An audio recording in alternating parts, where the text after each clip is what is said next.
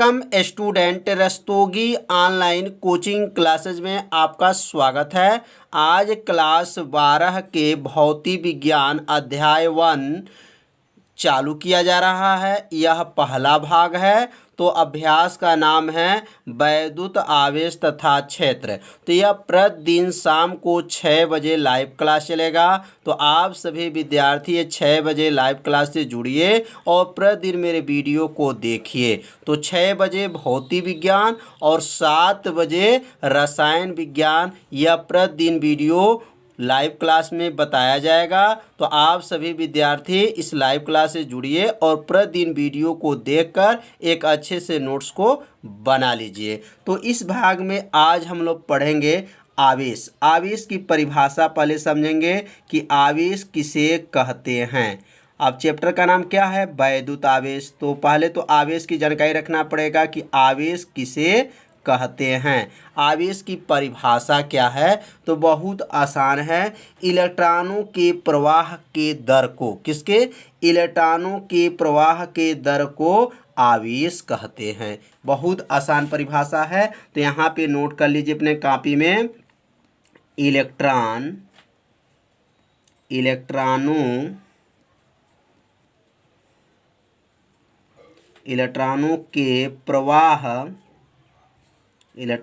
के प्रवाह दर को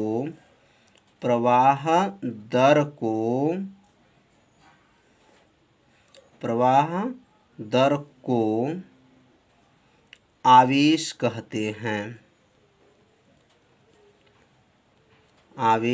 कहते हैं। कितना आसान है। इलेक्ट्रॉनों के प्रवाह दर को क्या कहते हैं? आवेश कहते हैं। इसे Q से प्रदर्शित करते हैं। किसे प्रदर्शित करते हैं? Q से प्रदर्शित करते हैं।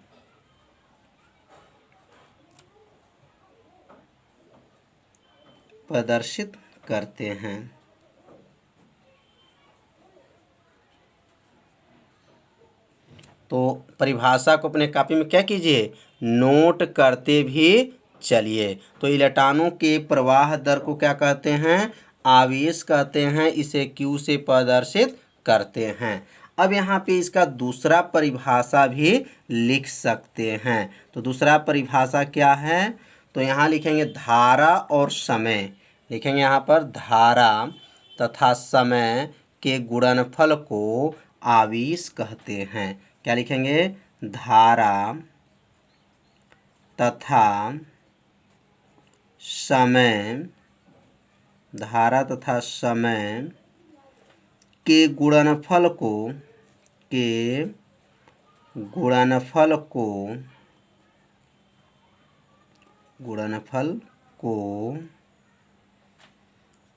आवेश कहते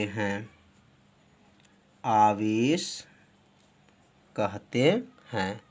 किसके गुणनफल को? धारा तथा समय के गुणनफल को क्या कहते हैं? आवेश कहते हैं। तो दो परिभाषा है। दोनों परिभाषा को अपने कॉपी में क्या कीजिएगा? नोट कर लीजिएगा कि इलेक्ट्रॉनों के प्रवाह दर को आवेश कहते हैं। इसे Q से प्रदर्शित करते हैं। और दूसरा परिभाषा लिख सकते हैं धारा तथा समय के गुणनफल को क्या कहेंगे? आवेश कहते हैं। अर्थात यहाँ सूत्र लिख लेंगे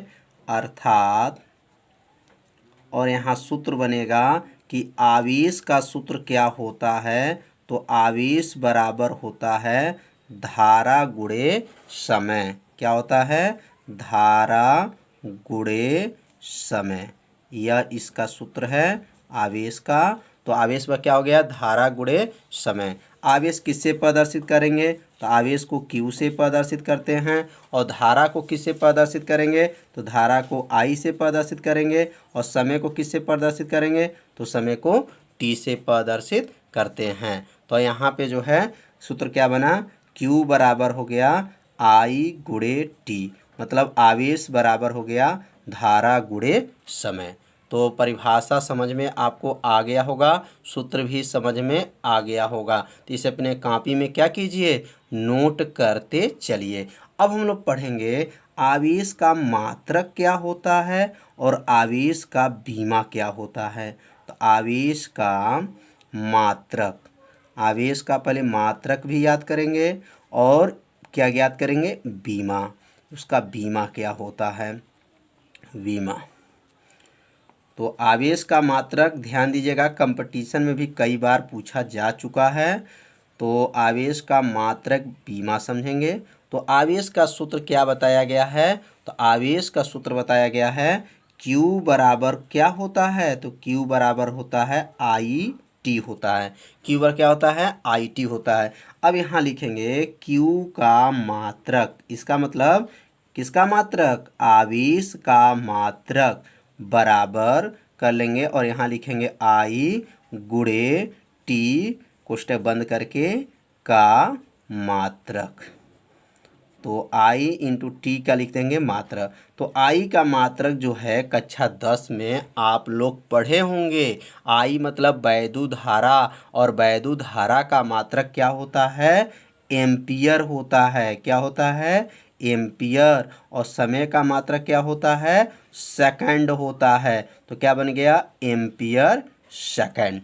एम्पियर सेकंड किसका मात्रक है, तो आवेश का मात्रक है। और एक और मात्रक होता है, तो आवेश का मात्रक कूलाम होता है। ध्यान दीजिएगा, तो आवेश का मात्रक कूलाम आप लोग को याद होगा, लेकिन एम्पियर सेकंड नहीं याद होता है। तो इसलिए एम्पियर सेकंड, अब कंपटीशन में जब आप एग्जाम देंगे तो कैसे परीक्षा में पूछा जाता है, एम्पियर सेकंड किसका मात्रक है। तो एम्पियर सेकंड किसका मात्रक है, तो किसका मात्रक है, आवेश का मात्रक होता है। तो जो मात्रक यहाँ बताया गया है यह किससे आया है, सूत्र से आ गया। और आवेश का मात्रक क्या होता है, कूलाम होता है। तो यह दो मात्रक आपका बताया गया। दोनों मात्रक को अपने कॉपी में क्या कीजिए, नोट कर लीजिए। अब यहाँ लिखेंगे आवेश का बीमा, मतलब क्यू का बीमा, क्यू का बीमा। तो क्यू का बीमा कैसे निकलेगा, तो क्यू का बीमा जब निकालेंगे तो यहाँ लिखेंगे I गुणे टी कोष्टक बंद करेंगे और यहाँ क्या लिखेंगे, का बीमा। तो अब यहाँ I का बीमा क्या होता है, तो क्लास 11 में आप लोग पढ़े होंगे। I का जो बीमा होता है वह होता है ए, बड़ा कोष्टक में। हमेशा बीमा किस कोष्टक में लिखते हैं, बड़ा कोष्टक में। तो धारा का जो बीमा होता है ए होता है, और समय का बीमा क्या होता है, तो टी होता है। तो अब दोनों को मिला लेंगे तो क्या बने, ए टी। क्या हो गया, ए टी। तो ये आवेश का जो है बीमा क्या गया, ए टी होता है। याद रखिएगा, आवेश का बीमा ए टी होता है। अब आवेश का जो है मात्रक भी समझ लिए और क्या सीख लिए, बीमा भी सीख लिए। अब हम लोग पढ़ेंगे एक कूलाम की परिभाषा। अब यहाँ लिखेंगे एक कूलाम की परिभाषा, एक कूलाम की परिभाषा। तो यहाँ परिभाषा को सिखाया जाएगा कि परिभाषा कैसे बनाया जाता है। तो एक एक लाइन अपने कॉपी में नोट भी कीजिएगा और सीखते भी रहिए। तो एक कूलाम की परिभाषा बहुत आसान है, कैसे परिभाषा बनाएंगे।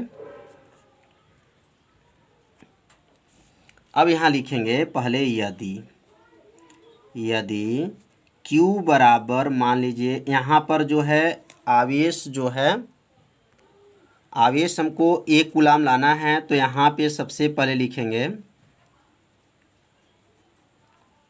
थोड़ा यह मिस्टेक हो गया है, यहाँ पे लिखेंगे सबसे पहले यदि के पास लिखेंगे I बराबर लिखिएगा 1 एम्पियर, मतलब धारा को 1 एम्पियर मान लीजिए, धारा कितना है, 1 एम्पियर। और T बराबर मान लीजिएगा 1 सेकेंड, टाइम 1 सेकेंड, और धारा कितना, 1 एम्पियर। तो अब यहाँ पे आप लोग को समझ में आ रहा होगा कि धारा को हमने कितने लिए हैं, 1 एम्पियर है, और समय कितना है, 1 सेकंड है। तो यदि के नीचे यहाँ लिखिएगा तो, और तो के नीचे कामा, और कामा के नीचे जो है सूत्र लिखिए। सूत्र क्या होता है, तो Q बराबर होता है I गुणे T होता है। अब यहाँ क्या लिखेंगे, Q बराबर, यहाँ I का मान कितना लिए हैं, तो 1 एम्पियर है, समय कितना है, तो 1 सेकंड है। Q में जब अब Q बराबर लिखेंगे, अब 1 में जब 1 का गुणा करेंगे तो 1 का नाम कितना हो जाएगा, 1, और इसका मात्रक क्या होता है, कूलाम होता है। तो 1 कूलाम बनाने के लिए, 1 कूलाम, ध्यान दीजिएगा, 1 कूलाम बनाने के लिए धारा कितना लेना पड़ेगा, तो धारा 1 एम्पियर और समय 1 सेकंड, तभी जा कर के 1 कूलाम बनेगा। अगर यहाँ 2 2 रख दें तो 2 दूना कितना हो जाएगा, 4 कूलाम हो जाएगा। तो 4 कूलाम का परिभाषा नहीं बताना है, यहाँ पर 1 कूलाम की परिभाषा बनाने के लिए धारा को 1 एम्पियर और समय को 1 सेकंड मानना पड़ेगा। मानने के बाद तभी जा कर के आवेश कितना आएगा, 1 कूलाम होगा। तो 1 कूलाम बनाने के लिए धारा हमने कितने लिए हैं, 1 एम्पियर। तो यहाँ पे लिख सकते हैं एक लाइन में कि 1 कूलाम कितने के बराबर है, तो लिखेंगे 1 एम्पियर की धारा, कितने एम्पियर की, 1 एम्पियर की धारा, 1 एम्पियर की धारा,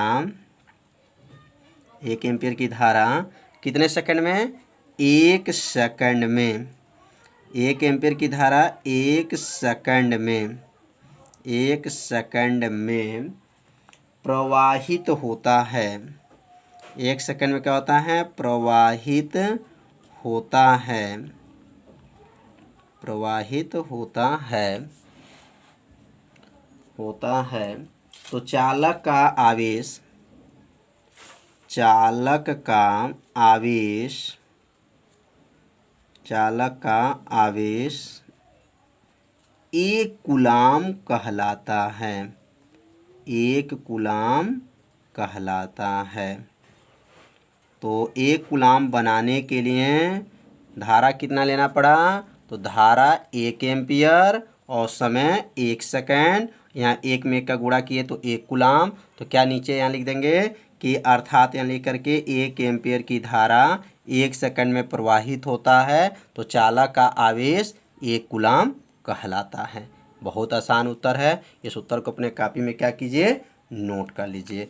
अब हम लोग पढ़ेंगे आवेश के प्रकार। आवेश कितने प्रकार के होते हैं, तो यहाँ लिखेंगे आवेश के प्रकार, आवेश के प्रकार। तो आवेश कितने प्रकार के होते हैं, तो आवेश 2 प्रकार के होते हैं। आवेश कितने प्रकार के, 2 प्रकार के होते हैं। अब यहाँ लिखेंगे आवेश 2 प्रकार के होते हैं। आवेश कितने प्रकार के, 2 प्रकार के होते हैं, 2 प्रकार के होते हैं। अब पहला का नाम क्या है, तो पहला का नाम जो है धनात्मक आवेश है। क्या नाम है, धनात्मक, धनात्मक आवेश। और दूसरा का क्या नाम है, तो दूसरा का नाम है ऋणात्मक आवेश। पहला धनात्मक आवेश और दूसरा क्या नाम है, ऋणात्मक आवेश,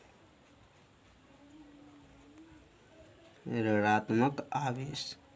अब हम लोग सीखेंगे धनात्मक आवेश क्या होता है और उसके बाद से क्या सीखेंगे, ऋणात्मक आवेश क्या होता है। तो धनात्मक आवेश की परिभाषा को समझेंगे। धनात्मक आवेश, अगर धनात्मक आवेश की परिभाषा आपको याद हो गया तो समझिए ऋणात्मक आवेश की भी परिभाषा आपको क्या होगा, याद हो जाएगा। बस थोड़ा सा ध्यान दीजिए, परिभाषा आपको क्या होगा, याद हो जाएगा। तो इसका परिभाषा लिखेंगे, जब किसी वस्तु में इलेक्ट्रॉन की मात्रा कम होती है, बस ध्यान दीजिए, इलेक्ट्रॉन की मात्रा क्या हो, कम होती हैं, उसे को क्या कहेंगे, धनात्मक आवेश। और जहाँ पे इलेक्ट्रॉन की मात्रा अधिक होती हैं उसे क्या कहेंगे, ऋणात्मक आवेश। कितना आसान परिभाषा है। तो यहाँ लिखेंगे धनात्मक आवेश में जब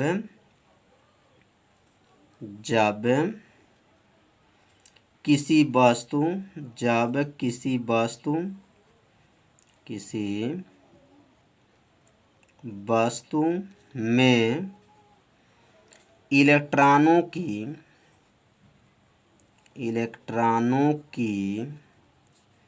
मात्रा क्या हो?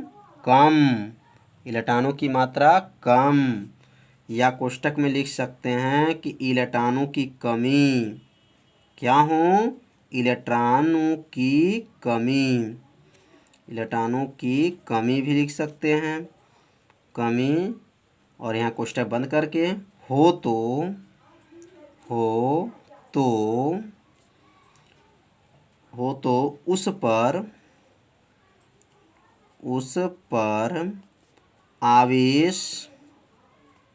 उस पर आवेश क्या होगा? धनात्मक आवेश। उस पर आवेश को क्या कहेंगे? उस पर आवेश को धनात्मक आवेश कहते हैं। धनात्मक आवेश कहते हैं। तो कितना आसान परिभाषा है। जब किसी वस्तु में इलेक्ट्रॉनों की मात्रा क्या हो? कम हो, या कह सकते हैं कि इलेक्ट्रॉनों की क्या हो? कमी हो, तो उस पर आवेश को क्या कहते हैं? धनात्मक आवेश कहते हैं। तो समझ में आ गया होगा कि जहाँ इलेक्ट्रॉनों की जो मात्रा क्या हो जाए? कम हो जाए, या इलेक्ट्रॉनों की क्या हो जाए? कमी हो जाए, तो उस पर जो आवेश होता है वो क्या कहेंगे? धनात्मक आवेश कहते हैं। अब ऋणात्मक आवेश की परिभाषा अगर बनाना हो तो परिभाषा आप बना लेंगे। जहाँ कमी है वहीं पे क्या बोलेंगे? अधिकता बोल सकते हैं, वृद्धि बोल सकते हैं। तो अब यहाँ लिख सकते हैं ऋणात्मक आवेश। ऋणात्मक आवेश क्या हैं? अब इसका परिभाषा को समझेंगे। तो परिभाषा को एक एक लाइन समझिए और अपने कॉपी में से क्या कीजिए? नोट करते भी चलिए। तो अब यहाँ जो परिभाषा है, ऋणात्मक परिभाषा को कैसे परिभाषा बनाएंगे? तो क्या लिखेंगे? जब किसी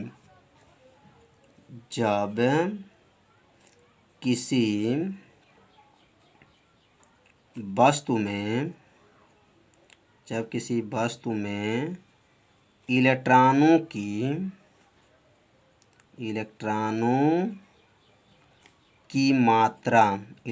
की मात्रा कम के जगह पे क्या लिखेंगे? अधिक। जब किसी वस्तु में इलेक्ट्रॉनों की मात्रा क्या हो? अधिक, या कोष्टक में लिख सकते हैं इलेक्ट्रॉनों की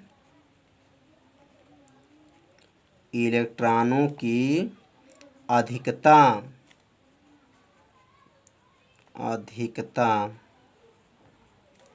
हो तो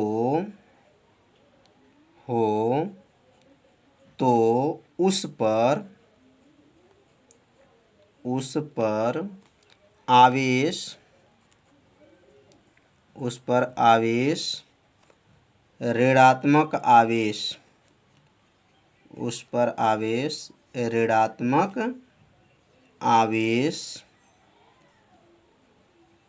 आवेश कहलाता है, या ऋणात्मक आवेश कहते हैं। तो धनात्मक और ऋणात्मक में क्या अंतर है? बस धनात्मक में इलेक्ट्रॉनों की जो मात्रा है वो क्या है? कम है, और या इलेक्ट्रॉनों की कमी हो उसे धनात्मक आवेश कहेंगे। और ऋणात्मक में क्या है? इलेक्ट्रॉनों के अधिकता हो तो उसे क्या कहेंगे? ऋणात्मक आवेश कहते हैं। तो दोनों आवेश आपको अच्छे से समझ में आ गया होगा। तो आज से जो है फिजिक्स का क्लास चालू हुआ है, क्लास 12 का। आप लोग कहे थे कि फिजिक्स का क्लास कब से चलेगा, तो आज जो है फिजिक्स का क्लास पहला यह वीडियो फिजिक्स का है। तो आप लोग मेरे चैनल को क्या कीजिए? सब्सक्राइब कर लीजिए यदि आप नए हैं मेरे चैनल पर, और वीडियो को क्या कीजिए? लाइक कीजिए, और अपने दोस्तों को भी बताइए कि ये प्रतिदिन जो है 7 बजे और 6 बजे जो है इंटर का लाइव क्लास चलता है। तो आप सभी विद्यार्थी जो है अपने दोस्त को बताइए, और मेरे चैनल को क्या कीजिए? सब्सक्राइब ज़्यादा से ज़्यादा संख्या से कराइए। और वीडियो को आप लोग क्या कीजिए, लाइक भी कीजिए। तो आज का जो पढ़ाई है, क्या क्या पढ़े हम लोग, आवेश की परिभाषा को सीखें और एक कूलाम क्या होते हैं ये समझें, और आवेश कितने प्रकार के होते हैं आज के पढ़ाई में बताया गया। तो कल से आप लोग प्रतिदिन इस लाइव क्लास से जुड़ते रहिए और अपने दोस्तों को ज़रूर बताइए, और जिससे क्या हो, आपके दोस्त भी अच्छे से क्या करें कि तैयारी कर लें। घर बैठे आप लोग अच्छे से इसको तैयारी करते रहिए। तो अब कल मिलेंगे 6 बजे सुबह में, और 7 बजे याद रखिएगा केमिस्ट्री का क्लास चलता है। तो कल की जो पढ़ाई है, आवेश के गुण पढ़ेंगे और आवेशित करने की जो विधि क्या है कल के वीडियो में बताया जाएगा। तो कल 6 बजे मिलेंगे, तब तक के लिए नमस्कार।